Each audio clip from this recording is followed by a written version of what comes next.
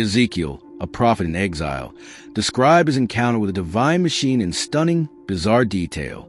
His story, preserved for over 2.5 millennia, has become a cornerstone of mysticism and theology. But the question history rarely asks is, was he the only one?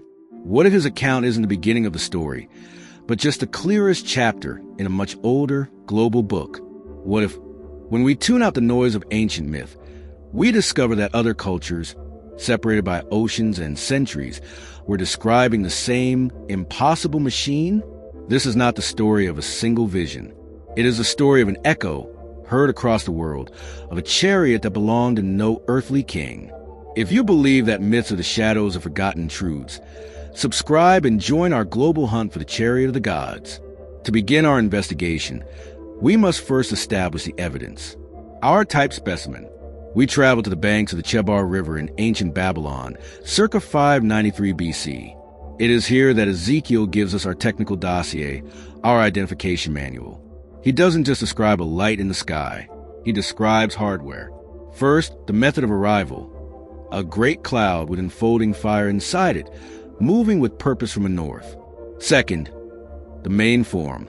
For living creatures, each with 4 faces and wings, with a gleam of burnished bronze and straight legs like supports, ending in circular, calf-like feet.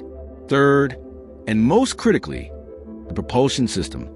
Beside each creature was a wheel within a wheel of a terrifying brightness, which allowed them to move in any of the 4 cardinal directions without ever turning. An omnidirectional locomotion system. Fourth, their sensors. The rims of these wheels were full of eyes all around.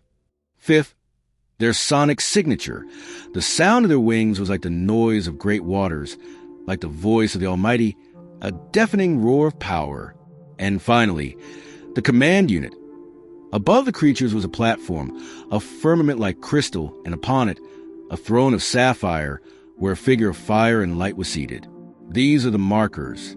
The metallic appearance, the overwhelming sound, the gyroscopic wheels, the multiple sensors, the 4 main units, and the command platform with a throne. This is the blueprint. Now, with this dossier in hand, we begin our hunt for its echoes elsewhere in the world. Our first stop takes us to the Indian subcontinent, and a text even older than Ezekiel's, the Vedas, the Ramayana, and the Mahabharata. In these epics, we don't find isolated visions, but common references to an entire class of celestial vehicles, the Vimanas. The word itself means chariot or throne of the gods. The descriptions, found in texts like the Vaimanika Shastra, are astonishingly technical.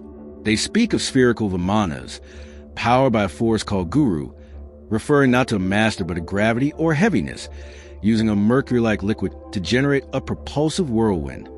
The sound of a Vimana was often described as the roar of a lion, a direct parallel to Ezekiel's noise of great waters. The famed Pushpika Vimana, which belonged to the demon king Ravana and was later used by the god Rama, is described as a massive aerial chariot that shone like the sun and could travel at immense speeds anywhere the pilot's mind willed it to go. Some texts describe Vimanas with wheels, multiple stories or platforms, and capable of firing beams of energy. The overlap with our dossier is undeniable. Heavenly vehicles, described as thrones or chariots, possessing wheels, an intense glow, and a powerful sound. Are we reading the mythology of a different culture, or a different engineering report on the same class of vehicle Ezekiel encountered in Babylon? We leave India and travel west to the civilization that was perhaps most obsessed with the afterlife and celestial journeys, Egypt. Here, the chief deity, the sun god Ra, traveled to heavens not on a cloud, but in a divine vessel known as the solar bark, or the bark of a million years. While often depicted as a boat, its function was that of a celestial vehicle. During the day, it traveled the heavens as the man jet. At night, it transformed into the Mesiktet for the dangerous journey through the underworld. Crucially, Ra did not travel alone. The bark was crewed by a retinue of other gods, a celestial crew who helped him navigate and fight off the forces of chaos, led by the Serpent of Pep. Let's compare this to our dossier.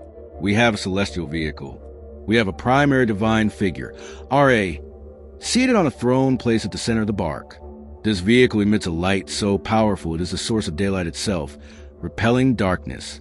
and it is operated by a crew of divine beings. The image of a supreme being, seated on a throne, within a vehicle of light that travels the heavens, accompanied by other entities, is a powerful echo of Ezekiel's vision of the figure on the sapphire throne, above the four creatures who served it.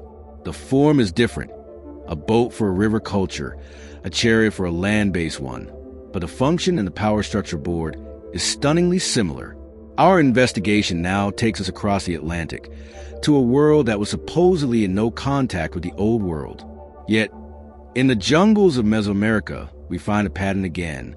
Their most revered deity, known as Quetzalcoatl to the Aztecs and Kukulkan to the Maya, shares a key characteristic. He was not a god of the earth. He was a god who came from the sky. His very description is an anomaly, a feathered serpent, a snake, a creature of the earth, with the feathers of a bird, a being of the sky. It's a union of opposites. But what if it's not symbolic? How would a Stone Age culture with no concept of machines or vehicles describe a long, perhaps metallic, perhaps segmented object that moved through the sky? A serpent is an apt description for the shape. Feathered is the way to communicate its ability to fly. The legends of his arrival often describe him descending from the sky, bringing advanced knowledge of astronomy, mathematics, and civilization. Some depictions show him emerging from the mouth of the serpent, which could be interpreted as a pilot exiting his craft. His departure is just as telling. He does not die, but travels east over the sea, vowing to one day return. The story is not a god who lives in heaven, but of a visitor who arrives in a ship, completes a mission, and leaves. Now we lay the evidence side by side. In Babylon, a prophet describes a complex flying machine with wheels, biomechanical creatures, and a command throne. In India, ancient texts speak a whole class of flying vehicles called vimanas with similar characteristics.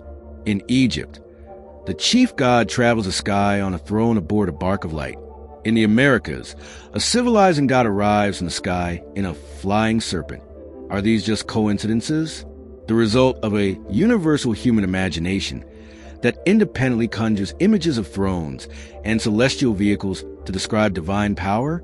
Or is that the simplest and at the same time the most unlikely explanation? The other possibility is far more radical and far more unsettling, that these are not separate stories. They are the fragmented testimonies of the same global phenomenon. They are the result of different cultures trying, with their own languages, myths, and symbols, to describe the same thing. Contact with an advanced, non-human technology they could only comprehend as the chariots, the barks, and the serpents of the gods. The story of Ezekiel's Merkaba may not be unique. It may just be the best documented of them all.